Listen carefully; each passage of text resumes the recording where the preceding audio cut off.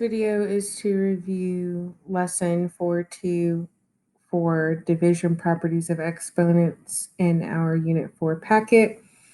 This page of notes is identical to the one in your packet, but it has a different number at the top. It is still the same exact notes. For the first example, we're expanding and then simplifying. So for A, B, and C, we're given the fractions here. We have 5 to the 5th over 5 squared. So that means 5 times over 5 2 times. So we see that we have 5 over 5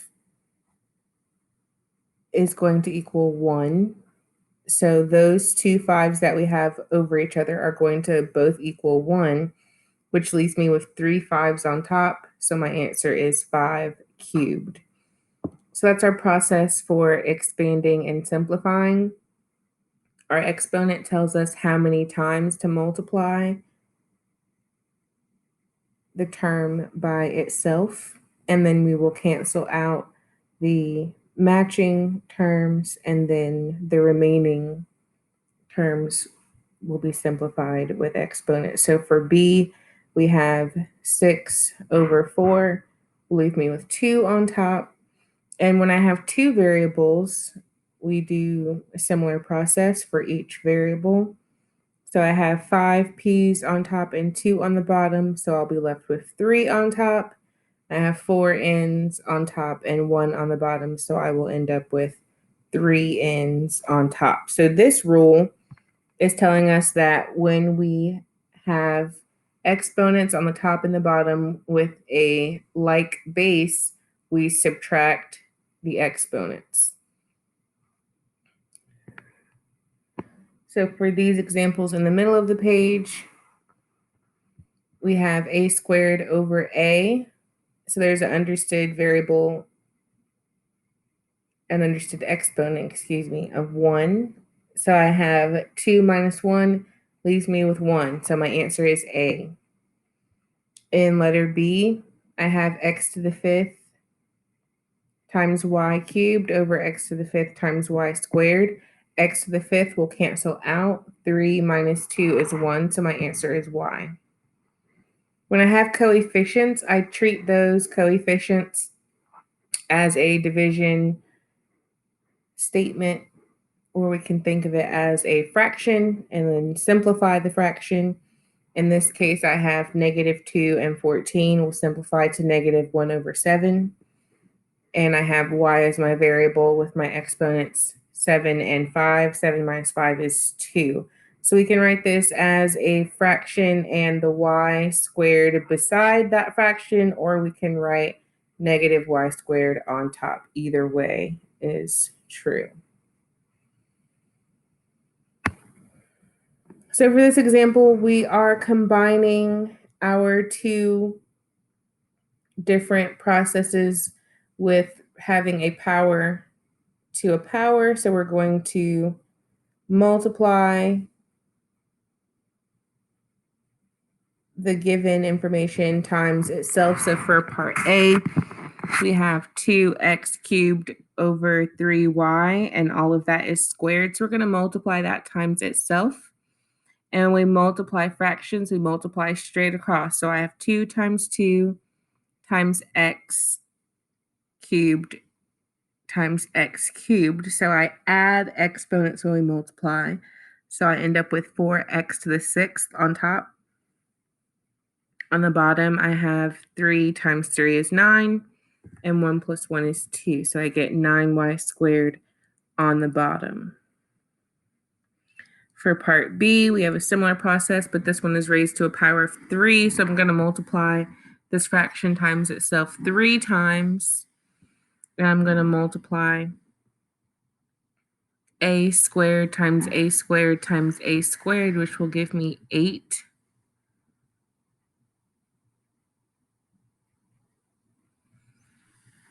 On top, and then I will have b cubed on top. On the bottom, I'll have a cubed, which I will then need to simplify and have 8 minus 3 to give me 5. So I have 8a to the 5th b cubed as my final answer. For letter C, if we're looking at this, looking at our first two for A and B, that was a bit of a longer process to rewrite that twice or to rewrite that 3 times. And to rewrite this 4 times would be a little time consuming. So we can see that when we have a power on the outside, we multiply the power. So we worked on the inside of this first and we subtracted so that we had smaller numbers. So we had 3 over 2. We can't simplify anything there.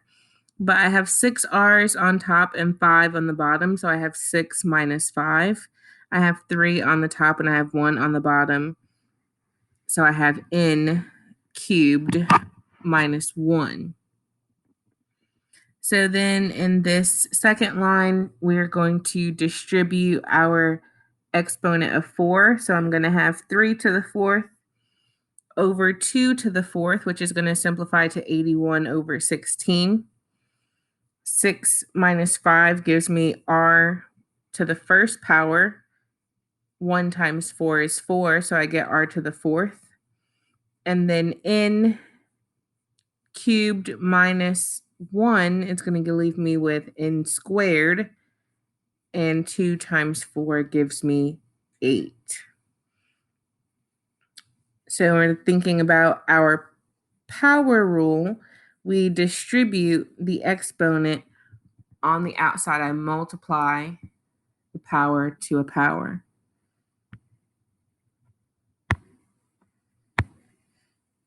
So on this page, we combine these rules. So we have x squared over y to the third power is x to the 6th over y cubed. For letter B, we're going to work on the inside first. So I'm going to see that my w variable is going to cancel out because I have 3 on the top and 3 on the bottom. So that's going to equal 1.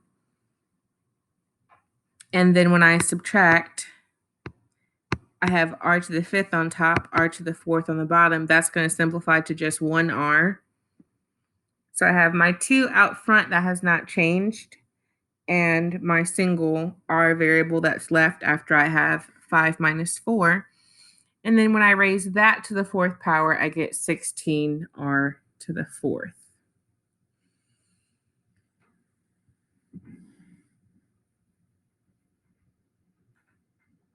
For letter C, we're going to do a similar process. I can't simplify 4/3, but when I have my p variable, I have 4 on the top and 2 on the bottom. So 4 minus 2 leaves me with p squared. And same for r. I have 4 on the top and 2 on the bottom. So that will subtract and leave me with 2. And then I can distribute my third power from the outside. 4 cubed is 64. 3 cubed is 27. P squared to the third power is p to the 6th power. R squared cubed is r to the 6th power.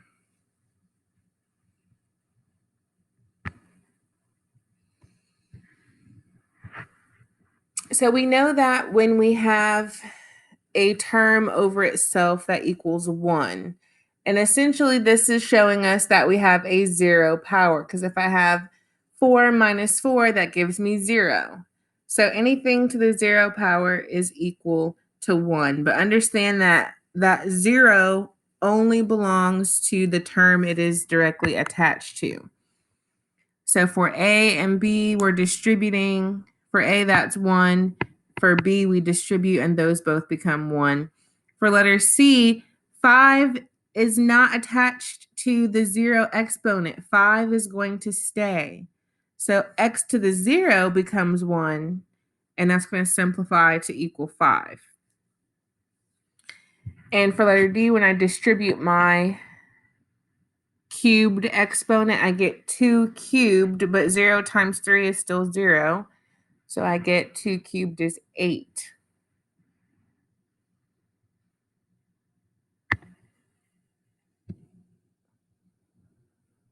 We have a review problem here.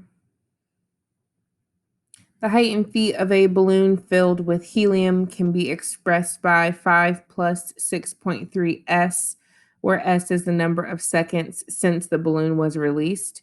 Identify and interpret the terms and coefficients of the expression. So the terms here are 5 and 6.3 S. 5 represents our initial height of our balloon in feet, and 6.3 S represents the change in feet after S number of seconds. Our coefficient 6.3 is the foot per second rise of our balloon. So that's just interpreting a linear expression. So that brings us to the bottom of our notes for 4.2.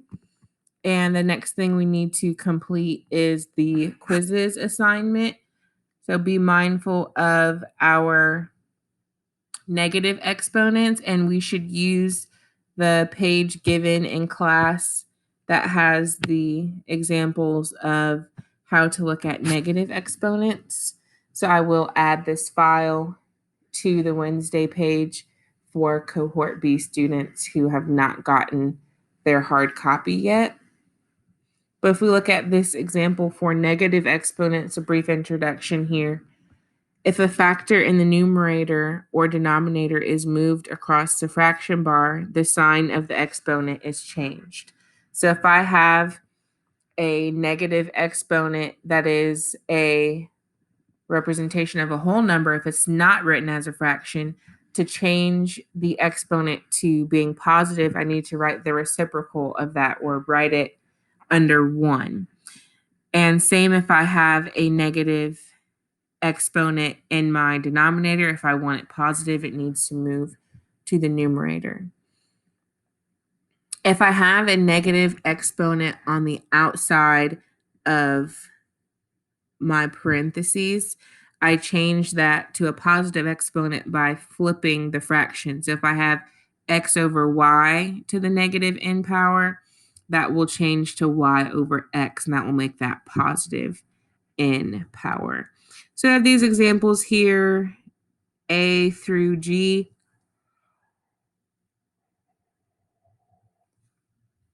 That we can use as a guide to assist us. We do have unlimited attempts on our quizzes, and it's not due until Monday, so we will have time in class to review this, but ultimately the quizzes need to be completed outside of class.